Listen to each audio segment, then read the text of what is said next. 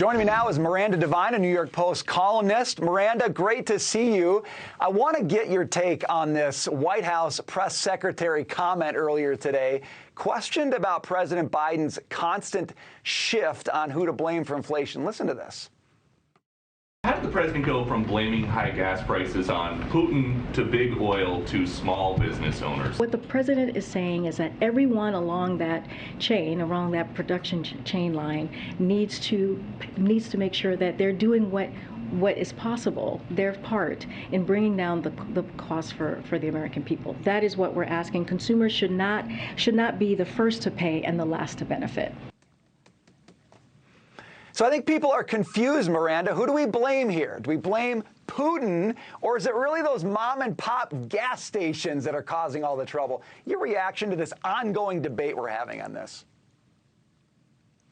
Good afternoon, Brian. Look, who to blame is anybody but Joe Biden. That's what he's casting around for. He's casting around for a villain that he can blame. And it didn't work with the gas and oil companies because they came back to him and said, hello, it's your government's policies that are causing these problems.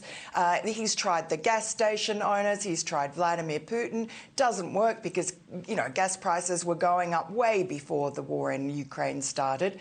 He's just banking on the fact that the American people, he thinks, are stupid. He thinks he can gaslight them, lie to them, do the sort of, con artist tricks that he's done in his entire career to evade trouble. But unfortunately, the buck stops with him. He is the president. It is his administration's policies that are largely, causing this issue, this problem. And it's his administration policies that could actually start easing the pain for Americans. And, we have a huge proportion of people in the latest Gallup poll, a majority of people, 2/3 of them, say that they are suffering hardship because of higher gas prices. And that problem is going to keep on going because the administration doesn't care. They have no empathy. Miranda, you wrote about this on Friday, and I think a lot of people missed it because the Biden administration released it on Friday.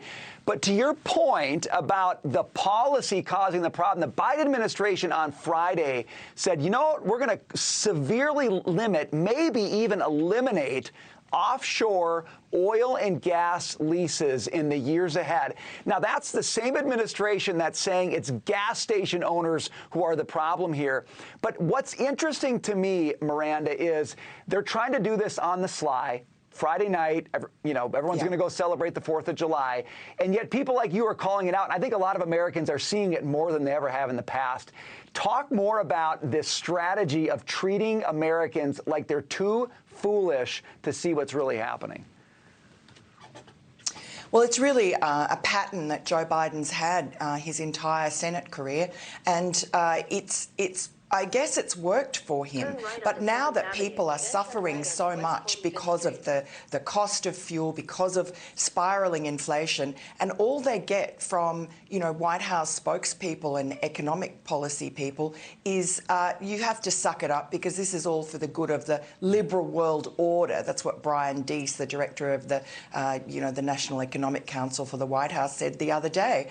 And that's Joe Biden's philosophy as well. It's we're not going to do anything really to alleviate this pain because at heart we want to appease the green left. We want this climate change, climate alarmist people to be happy. And the only way they are happy is if Americans use less oil, use less gas. And how are we going to do that? Well, a recession will help, but also we just pay more, we use less. It's just a spiraling poison pill for the economy. And it just seems that Joe Biden knows what's going on, and his only policy is to gaslight Americans so they don't blame him and they get angry with someone else. Yeah. That doesn't work. He should be calling a round table of economists and, oil industry experts to figure out how to get some more confidence back in the industry so that they start drilling more, pumping more oil, fracking more gas. Yeah.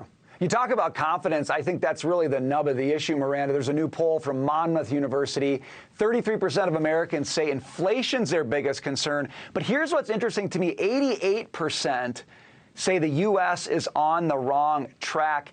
Miranda, that kind of lack of confidence in the future, to me, becomes a self-fulfilling prophecy. It shows up in the ballot box, but it shows up in the economy as well. How much danger do you see from the erosion of confidence and the erosion of optimism that we're seeing in stark ways in the U.S. right now?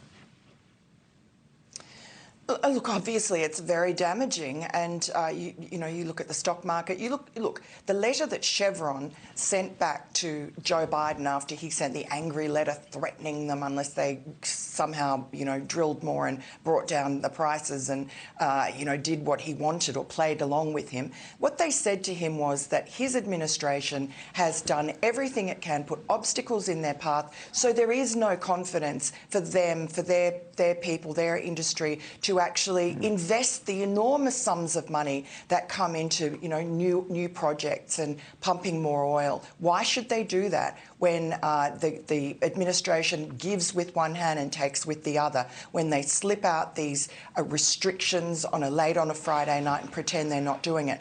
They are trying to be all things to all people instead of being courageous and standing up to those climate alarmists who are trying to drive America into the Stone Age. You know, it doesn't matter if America went back to zero. China and India are increasing their emissions every day. So it's a global problem. Go and complain to China and India, but they don't, because it's easier to just crash the American economy.